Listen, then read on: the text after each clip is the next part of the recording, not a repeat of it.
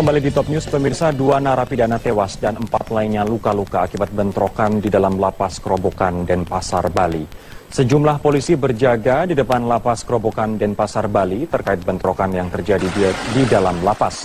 Sejumlah pegawai lapas juga keluar dari lapas untuk menghindari bentrokan. Belum diketahui pasti penyebab bentrokan sesama narapidana ini.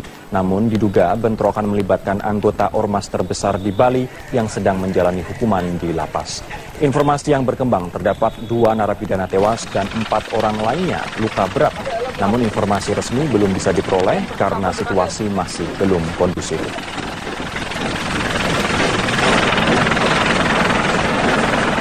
Pemirsa, video amatir terjadinya pelanggaran pilkada di Kabupaten Yahukimo, Papua tersebar di kalangan wartawan di Papua. 29.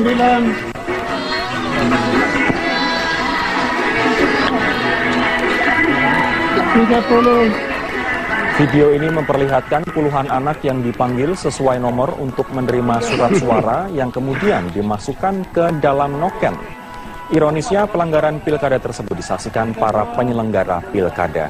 Dalam video ini terdengar orang yang merekam kejadian tersebut menyebutkan lokasi kejadian di TPS 1 yang terletak di Kampung Nisa, Distrik Ubalihi, Yahukimo.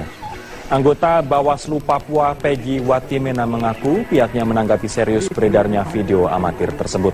Peggy mengatakan Ketua Bawaslu Papua, Robert Horik, telah ke Yahukimo untuk menyelesaikan pelanggaran tersebut.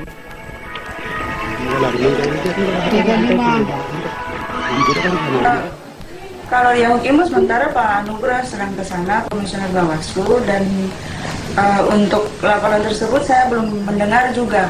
Tapi kami sudah standby di sana untuk menerima laporan. Mudah-mudahan itu sudah dilaporkan. Kalau memang mengandung unsur pelanggaran pasti ditindaklanjuti. Pemirsa, dari 5 pimpinan KPK yang baru saja terpilih, seluruhnya adalah figur baru di Komisi Pemberantasan Korupsi. 2 nama pimpinan KPK, yakni Johan Budi dan Bushro Mukodas, yang sebelumnya juga lolos uji kelayakan, gagal menjadi pimpinan KPK yang baru.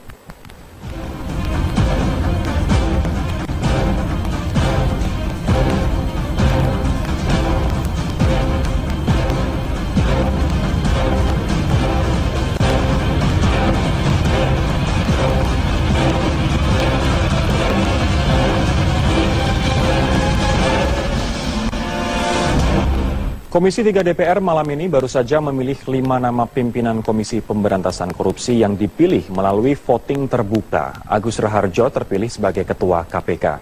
Dan untuk mengetahui agenda besok di DPR pasca terpilihnya 5 pimpinan KPK yang baru, kita akan bergabung dengan Rahka Susanto langsung dari gedung DPR RI di Jakarta. Rahka, bisa dijelaskan bagaimana mekanisme pemilihan tadi dan apa yang akan dilakukan DPR pasca terpilihnya 5 pimpinan KPK yang baru ini?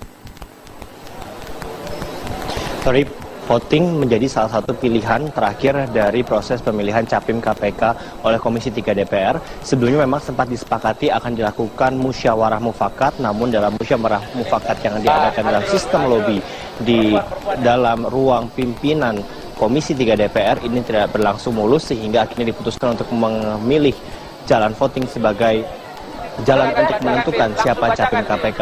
Dari 10 nama yang ada, akhirnya diputuskan menjadi 5 nama kandidat yang paling banyak memperoleh suara, di mana dari 54 anggota Komisi 3 ini memiliki hak untuk memilih maksimal 5 nama, dan setelah hasil perhitungan akhirnya diputuskan ada 5 nama yang menjadi calon pimpinan KPK, ya ini kita bisa menyebutkan misalnya Irjen Pol Basaria, Alexander Martawa, Saud Situmorang, Agus Raharjo, dan Laode Muhammad Syarif.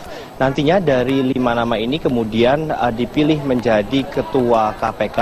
Dari 5 nama ini terpilih Agus Raharjo sebagai Ketua KPK yang baru. Besok 5 nama ini dan nama 1 orang ketua yang baru ini akan dibawa ke dalam sidang paripurna yang akan berlangsung di Nusantara 2 DPR. Setelah dari sidang paripurna nantinya DPR akan mengajukan nama ini ke Istana. untuk kemudian dilantik menjadi pimpinan KPK yang baru. Lori, perlu diketahui bahwa saat ini status KPK sendiri dipimpin oleh 3 pelaksana tugas harian, di mana pada Rabu kemarin sebenarnya masa akhir dari komisioner KPK, sehingga sampai dengan saat ini yang seharusnya KPK dipimpin oleh 5 orang baru dipimpin oleh 3 orang PLT. Kami akan terus menginformasikan kepada Anda terkait dengan perkembangan di DPR. Untuk sementara demikian, kembali ke studio. Baiklah, Raka Susanto melaporkan langsung dari gedung DPR RI di Jakarta. Terima kasih.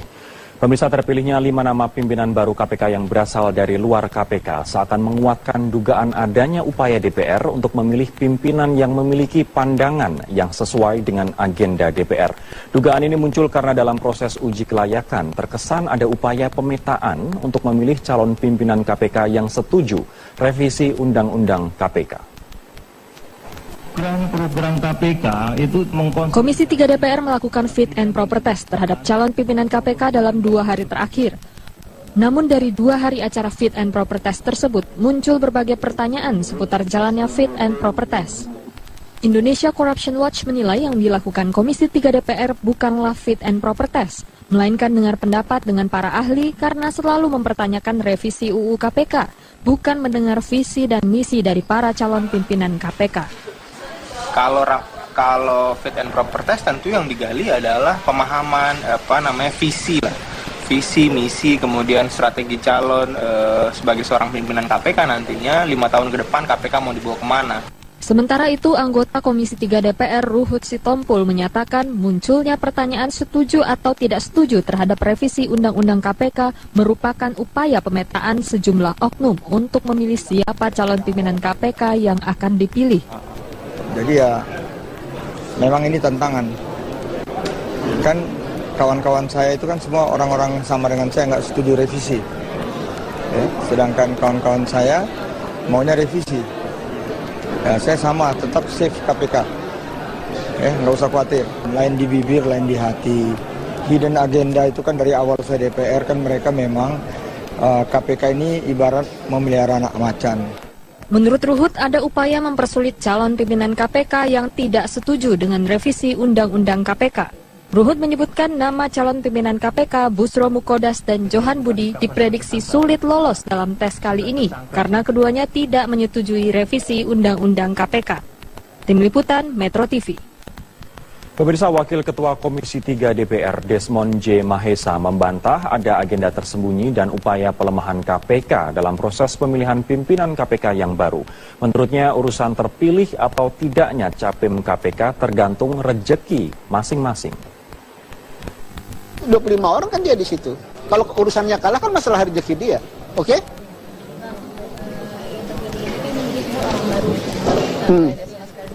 Itulah alasan saya tadi pagi. Sebenarnya paling enak itu adalah menjembatani, itu adalah Johan Budi. Menjembatani antara orang baru dan orang lama. Ya tapi nasib Pak Johan Budi tidak terpilih. Ya tapi kan, siapa? Ya kalau bilang kecewa, ya enggak juga. Ini kan masalahnya kan kita bicara tentang hal-hal yang sederhana, yang ideal kan. Tidak semua ideal yang bisa kita penuhin hari ini ya. 5 nama pimpinan KPK yang baru akan disahkan pada rapat paripurna DPR besok. Kelimanya dipilih anggota Komisi 3 DPR malam ini dengan sistem voting. 5 nama pimpinan KPK yang baru adalah Irjen Basaria Panjaitan, Agus Raharjo, Alexander Marwata, Laude Muhammad Syarif, dan Saud Situmorang. Irjen Basaria Panjaitan merupakan satu-satunya perempuan dan mewakili unsur polisi. Karir Basaria banyak dihabiskan pada bidang reserse Polri.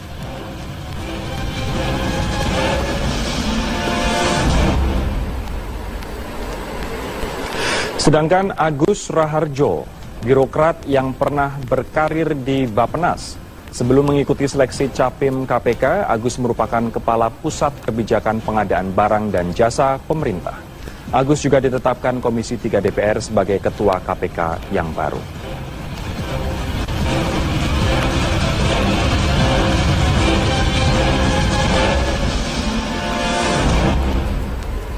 Alexander Marwata yang juga terpilih sebagai pimpinan KPK pernah menjadi hakim ad hoc Tipikor dan birokrat pada Ditjen HAM Kementerian Hukum dan HAM.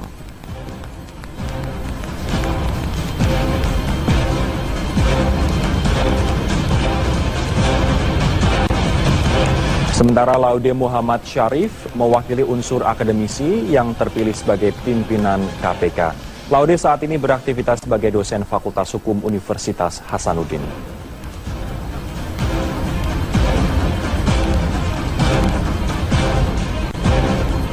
Nama lainnya adalah Saud Situmorang yang pernah berkarir di Badan Intelijen Negara BIN.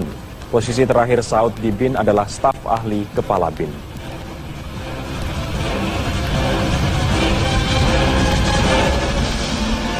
Pemirsa, dua nama yang populer, Johan Budi dan Bushro Mukodas, terpental melalui voting untuk menduduki 5 pimpinan KPK. Suara Bushro Mukodas malah hanya 2 suara, sedangkan Surya Chandra memperoleh 0.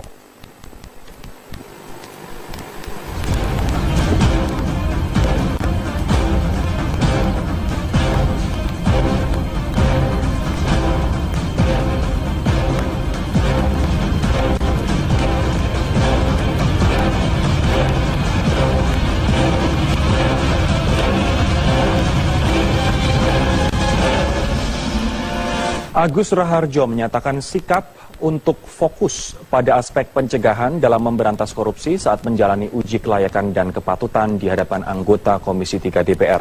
Agus bahkan turut menyinggung tentang penyadapan yang dilakukan penyidik KPK. Saya memang concern juga mengenai yang Bapak sampaikan tadi, mengenai penegakan HAM di dalam penindakan. Jadi memang kalau menurut saya juga perlu ada yang kita evaluasi, perlu ada yang kita sempurnakan, kita perbaiki. Contohnya penyadapan. Penyadapan itu karena saya masih di luar kan saya belum tahu seketat apa dilakukan oleh para pimpinan itu untuk mengendalikan para penyidiknya. Nah, yang penting kemudian setiap penyadapan harus dilakukan, setelah itu harus dilakukan pelaporan dan kita bisa menilai penyadapannya itu melanggar HAM atau tidak. Nah, seyogianya memang tidak dilakukan yang namanya tadi Bapak penjebakan itu tadi. Itu kan sebetulnya indikasi di negara kita itu yang namanya kepatuhan pada sistem, kepatuhan pada penegakan hukum belum jalan. Nah, ini perlu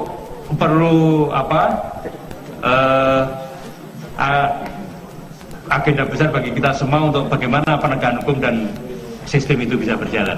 Karena kadang-kadang kita tuh heran, kita di Indonesia bisa tidak patuh pada sistem dan peraturan, tapi begitu masuk negara lain terpaksa patuh. Karena kalau Bapak tidak patuh kemudian memang tidak bisa. Contohnya kalau Bapak ke Singapura aja nyegat taksi sembarangan, pasti taksinya nggak berhenti kan gitu kan. Nah, itu harus kita menjadi agenda kita. Bagaimana sih secara bersama-sama kita bisa mematuhi tadi? Karena ya itu tadi, polisi jaga di tikungan itu karena tahu banyak orang yang akan melanggar gitu loh. Ini gimana supaya masyarakat kita tidak melakukan pelanggaran seperti itu. Nah,